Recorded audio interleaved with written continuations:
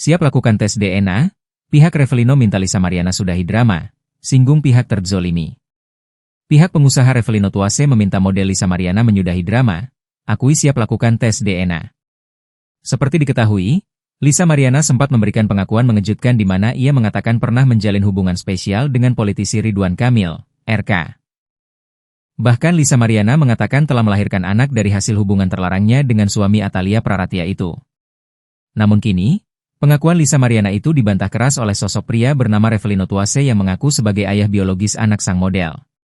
Bahkan Revelino mengaku siap melakukan tes DNA untuk membuktikan anak Lisa Mariana adalah darah dagingnya.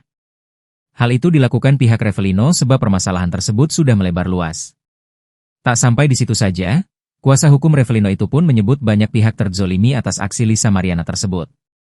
Fikri pun dengan tegas meminta ibu dua anak itu menyudahi dramanya.